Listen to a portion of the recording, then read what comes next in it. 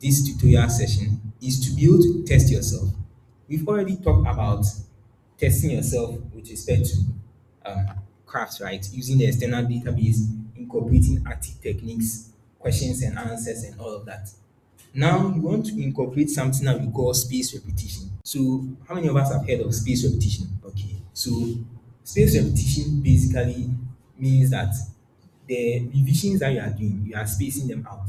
So you don't just want to learn once and that's all, right? That one you just learn and forget. Because within like 30 minutes, you're already losing about 50% of everything that you are studying.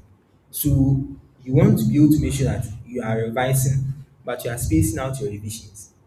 And so what this app Anki does is that I'm sure a lot of us have heard of this flashcard app. What Anki does is that it allows you to be able to do space repetitions. So you learn today, you learn tomorrow, you learn in say 3 days time, you learn in a week's time, you learn in a month's time. That's what we call space repetition. And so by the time that you are about to write the exam, you've gone over the topic multiple number of times. Now, each time that you are revising, you are not just rereading or highlighting or doing all the passive stuff, right? You are going over the topic with active recall, trying to test yourself, trying to work on your weak areas, trying to retain as much information as possible. And so what Anki does is that it sets flashcards for you, right? And flashcards, as I said, incorporate space repetition. The reason why we need to do space repetition with our studies is this thing called the forgetting curve. So the forgetting curve was discovered by a German physician I think called Ebbinghaus, and he discovered that as we study, we lose a percentage of the amount of things that we study within a short period of time. And so you find out that when you are studying and as time goes on, you continue to lose a percentage of information. You want to be able to defeat this forgetting curve by putting in space repetition. Most of the time we study and we are like, oh, I understood this thing pound. But the next time you come back and then you've totally forgotten because you weren't able to defeat the forgetting curve. And so when you look here, you studied up to this point. The amount of things that you retain decreases. But as you revise, it goes up and then it will start to decrease. As you revise again in say a week's time, it goes up. And so by the time you are writing your exam, you've gone over the topic multiple number of times, such that you are able to, you know, retain that information for longer. And so someone will ask, what's the best space repetition algorithm to use? Now, it depends on you. You don't want to make the spaces too close such that it's not effective, right? When it's too close, it's not effective. You don't allow time for your brain to try to forget the information for you to retrieve it. And you don't also want to put in too much time so that you forget everything. So what I've come up with is basically learning one day, like if I study the thing today on Sunday, I revise tomorrow, then 2 days later, 4 days later, 8 days later, like multiples like that. And so day one, day two, day four, day eight, day 16. When you have it like this, it allows you to be able to have space repetition so that they are not too close and they are not too far apart. And I'll show you a way by which you can do space repetition without even thinking, right? So like, because the essence of all these tools is that we are not supposed to think a lot. All right. We are supposed to just zoom into studying. So you want to incorporate some of these tools into your studies such that you don't think. So you don't think about what to learn. You don't think about when to learn. You don't think about, like how to learn it, right? So with Anki, I'll show you Anki very soon. So with Anki, this is how the app is like. Now, one thing is that there are two Anki apps that are out there. So the first one is the main Anki app that I'm sure everybody knows. This one. So this one right here is the main Anki app that everybody knows. If you search online, all over the internet, all over YouTube, this is the Anki app that people recommend you to use. Now, it's very powerful. All right, it's very powerful. You can do just a ton of things inside. But the thing I've discovered is that even though it's very powerful, just like Notion, it's very complex to study, right? It's very complex to be able to use it well, right? To be able to study how it functions and all of that. Also, the app is not very nice. So, like, no disrespect to the developers, but the app looks like it was made in 1990, like 1991. So the app is not very nice. The interface is not very welcoming and all of that. But it's very powerful. I mean, you can have stats upon stats and all of that. You can put in very powerful flashcards like image occlusion and close flashcards and all of that. But as I said, when something, even though it's very powerful, if it's too difficult to use, there is just a ton of friction. So it decreases your consistency when it comes to using that thing. That's why they also made another app called Algo, right? So the developers made another app which is basically a mobile friendly version of the main Anki app, such that for people who don't stress like me, right? We don't want stress. We want to just open our app, click on a topic, and just start solving questions. So even though it's not as powerful as the main Anki app, this app is much easier to use. It's much easier to create cards because a lot of the time when I talk to people, people say that using Anki is good, but then I find it very difficult creating cards. Right, I have to create the cards for my own, and maybe you want to download cards from other people, but most of the cards out there are usually USMD cards or cards like made by students abroad, and they are not based on what you are studying. And so even though you can use ChatGPT and other AIs to make cards and then you import them, this app already has an inbuilt AI so that you can make cards within a few seconds, right? And so with this, you are able to create cards easily. And so that passive aspect of making cards is gone. All right. So when you look at all these tools that I've been showing you, the passive aspect of making notes or writing notes is gone because the AI does it for you. The passive aspect of thinking, I'll show you the tracker and how to add all of this together. The passive aspect of thinking about what to study is gone. All you just do is to click on it. Today I'm supposed to study this. You just see it and then you start utilizing it. Even the craft app already has an AI that is already inbuilt inside it, which I use to make timetables and other templates and all of that. So, I mean, that passive aspect is gone because if, say, you have a 3 hour study session, right, you want to spend as much time actually learning the thing and spend less time actually doing passive things. Most of us will spend more time rewriting our notes, rereading our notes, highlighting, like doing a lot of other passive things. But then you want to spend more time actually learning. There's this analogy that I recently discovered, which is something that I really resonate with because that was what I was doing, right? If you compare two students, student A and student B, student A goes to the library every day, is in the library. This guy doesn't have a social life, right? He's in the library 24/7. I mean, 10 hours every day, spends so much time in the library studying, rereading his notes, rewriting his notes, like having big, big notebooks and all of that. And student B is there, he fools around the whole year, all right? Not like fools around, but this guy doesn't put a lot of time into his studies. And then 2 weeks to the exam, realize that Maesh. And so he just takes someone else's notes or finds some notes from the internet or something, and then starts chewing those notes, like trying to actually take the information and enter into his head. You find out that when you go into the exams, more likely than not, student B passes with a good grade than student A. Because the thing about student A is that he focused more time on doing passive things. Even though he was spending 10 hours in the library every single day, he wasn't actually doing the actual work, which was being able to retain that information that he studied.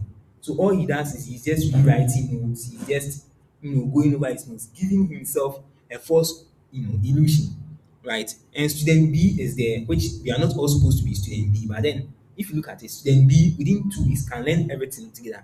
Because oh yeah, sure, the thing is that by force the thing will enter your head. So that one. So student B gets a good grade than student A.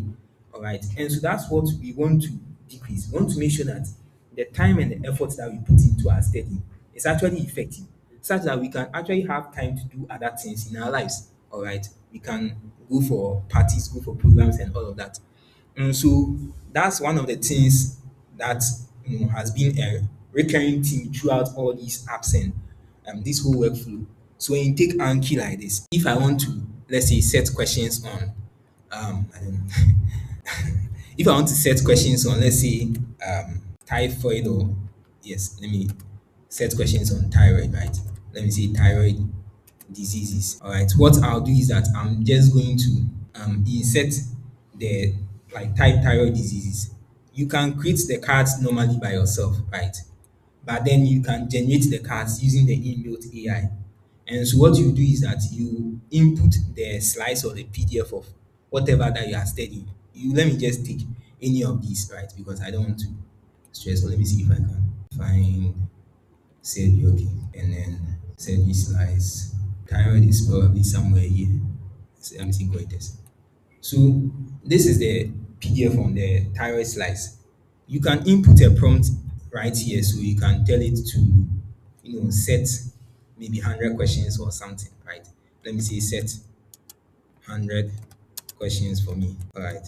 And then, or you can not put in any prompt, you can just click on the button straight away. So when you click on it, it's going to set 100 questions for you. If you want it to set MCQ questions for you, you just put it in set 100 MCQ questions for me. If you want it to set case study questions for you, if you want it to set like anything that you want it to do, you just put in the prompt and to be able to do it now within a few seconds, it should be able to set all the questions for you. And so you find out that instead of having to create the cards by yourself, there's already the inbuilt AI. And as I said, again, the UI is very nice, so it's very easy to use.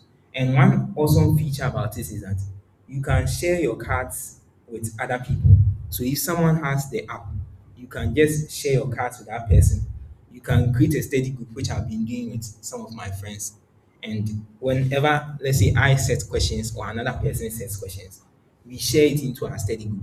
And so, if let's say you are studying peptic ulcer and you are done studying, you come into the study group and you already see peptic ulcer questions right there without you having to do anything. So, right now, it has finished setting the questions. And then I just click on save. So when I click on save at the top, there you can see the number is just going to which is the last one. So now I have yes. Hello. Yes. So now I have 99 questions on thyroid diseases, which I can easily just click and start solving. And so that passive process of making cards is gone. So if you were here and making cards was a problem for you, right now it is gone because the AI is able to set the questions directly for you. If maybe you want some specific questions that the AI is not able to do for you, let me try that down. Hello. Yes. So if you want some specific questions that maybe you want to use ChatGPT or something, you can set questions also in ChatGPT and import them into the app. But what I do is that I just input my slice and it sets questions for me. The beauty of using something like Anki is that whenever you see any question, it's just a question. So you're actually trying to come out with the answer. When you think about the answer and you click on flip or you use your space bar, there are these four buttons at the bottom. Again, hard, good, and easy. Depending on how well you were able to know that information, you grade yourself. And so if you grade yourself well, I mean, that means that if you weren't able to know the information and you are truthful, it will help you. But if you don't, then the app won't be able to help you. So depending on how well you know the information, you grade yourself. And at the end of your study session, all right, it's going to give you a summary. So let me just go over this real quick. So it's going to give you a summary with how many questions you need to do today, how many new cards that you have, the status of all your questions and all of that. And it's very good because there are space repetition models built right inside the app. When you click on this place, on this button, in created order basically means that you are starting from question number one or the first concept to the last concept. Random shuffling is just that is going to randomize the questions for you. Classic basically allows you to study with grades. So it will mark like your progress, right? So it's going to mark it and give you a percentage of your progress. And then the best one to use is what we call FSRS. So FSRS shows you how many questions you need to do at any point in time. And I repeat, it's at any point in time. So even when I go and come back within say 10 minutes, it will show me how many questions I need to do within a particular amount of time. So here are new cards that I need to do now, cards I need to do today, cards I need to do tomorrow, in the week, and in the future. And it's always changing. So every time you open the app, you are always going to have a number of cards to do. Now, someone will say, intestinal obstruction, 129 cards. Does that mean that when I'm revising, I need to do 129 cards? Because it can become tedious, right? Now, again, here's a distinction between this one and the normal old Anki app.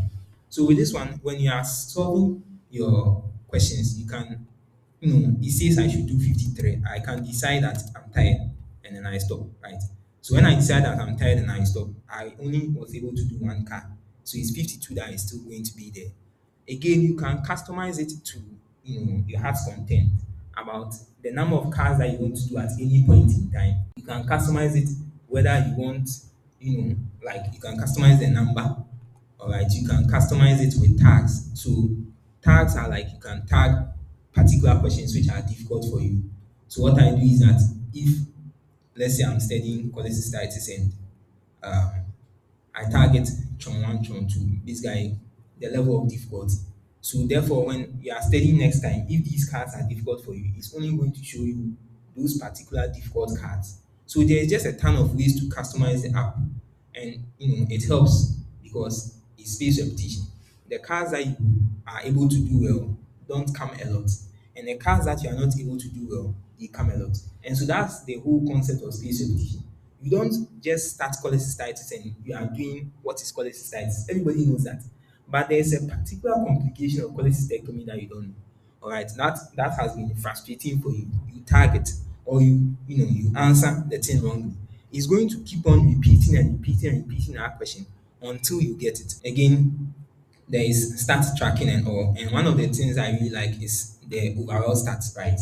So you can have streaks, like how many days streak that you are on and all of that. I was initially on a 30-day streak, and some way, somehow, the streak got lost. It's sad, but I'm back on board again. So that's very good. And then here is the study groups that I was talking about. So let's say you create a study group with your friends, and then you can share. So these people are the people in my study group. You can share cards together.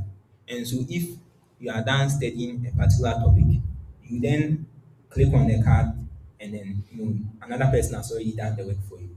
So that's very, very good. So I created study groups for child health, ONG, medicine, and everything. So if let's say you are in fifth year, you finish learning a particular topic, you set cards on it. When I come back and I'm learning for an essential, I don't have to set questions again. I just come and I click on it. So that's basically a brief overview of Anki. I would like to end this whole presentation with the